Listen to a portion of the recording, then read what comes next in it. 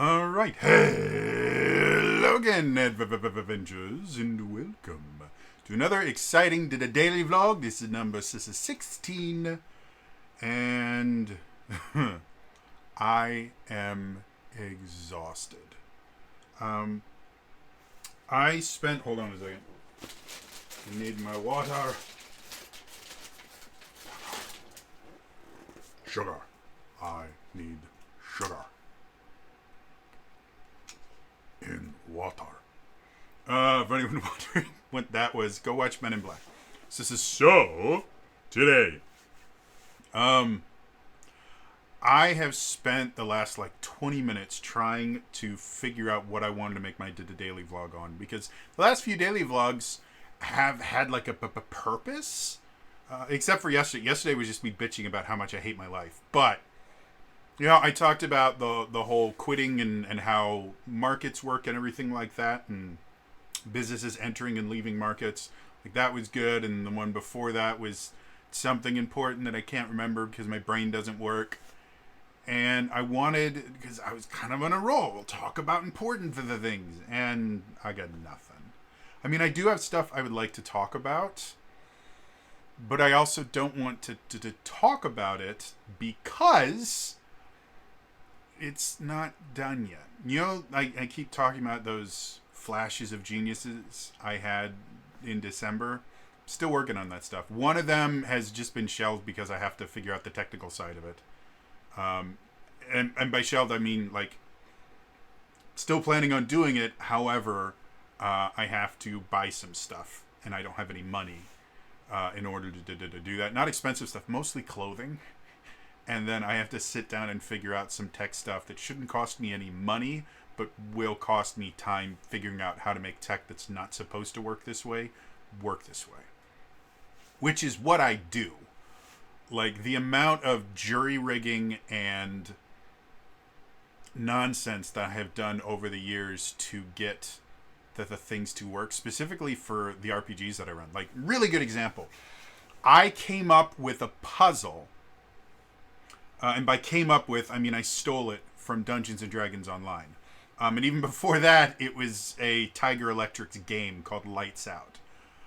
But I came up that I wanted to have a puzzle where, if you're not familiar with the game Lights Out, what it is I think it's a 5x5 or a 6x6 grid of gel buttons that light up. And what happens is anytime you push a button, it will either turn on or turn off that button. Whether if it's on and you push it, it'll turn it off, and if it's off when you push it, it'll turn it on. But in addition to that, every button next to it in a cardinal direction, so north, south, east, west, every one of those, it will also either turn on or turn off based on whether that thing is already turned on or off. And so the whole point of Lights Out is you would get kind of a random selection of buttons that were already lit up, and you would have to try and turn them all out. And the thing that made it difficult is anytime you pushed a button, it would change everything around it. And so it's a logic puzzle. And it's shown up lots of different places. Super Mario RPG in Bowser's Castle, they have a Lights Out style puzzle that is significantly easier than most, because all it is it's a bunch of buttons, and you step on 4, and they're all up, and you have to put them all down. And you just have to step on 4 of them, and you win. It is probably one of the simplest puzzles ever. So I decided I wanted to have a Lights Out style puzzle in my Realms of the Wild game. I never got to implement it because in that particular dungeon, they just kind of bypassed that part of it, and they got to a point where it's no, we need to really end this now. And so I never got to do that particular puzzle. But in order for that to work, I found an online Lights Out puzzle simulator where you can click on it and it will work the way it's supposed to. However, it's a single web page that you can't access from multiple places. And so that means, because I do all my games remotely, there is no way that I could just give everyone a link and they could work on the puzzle together. So I had to find a way for the players to be able to interact with the puzzle without being able to interact with it at all. And so I came up with this thing where I would use the OBS virtual camera, which basically allows you to create a scene in OBS and then make the computer think that it's a camera source. And any program that can use a camera like Zoom or anything, you can instead have them use this source. And that means you can do anything you want. You can put your camera in it. You can create your own sources and things. And so what I did is I created a source in OBS that all it was is I had this lights out program in its own window. And then I created a source that opened up that window. And then I put, I think it was 1, 2, 3, 4 across the top, and then A, B, C, D, E across the side, so that there was basically a grid. And I turned that into a virtual camera. And then in Zoom, what I would do is I would basically just change my camera source for them to be able to see. Because I couldn't just share the window that had the thing, because that window also had the solution on it, and so I had to crop it and all these other things that made things significantly more difficult. And so by turning it into a source and being able to crop it and then being able to put the letters and numbers so they could just go, I want to push the button at A4, that made it so that they could work together to solve this puzzle and yet not have the ability to interact with it whatsoever. I would have to click the buttons for them, and then I wouldn't have to do anything else. I would just put it up, and I came up with a... because in that dungeon, everything was taught to them by rhymes. And so I came up with this little poem to explain how it worked, and I was really, really proud of it. None of that is how it's supposed to work.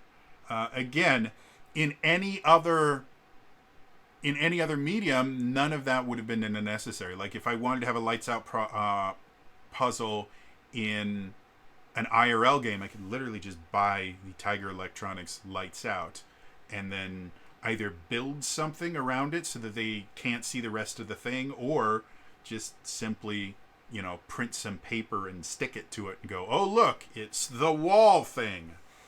And I've done that before. I've created props and things for my IRL D&D games, and they always go off really, really well. Like, people really, really enjoyed them. So yeah, like I'm very, very used to kind of doing weird things to make stuff work, because the technology either doesn't exist or costs too much money for me to do it a legitimate way.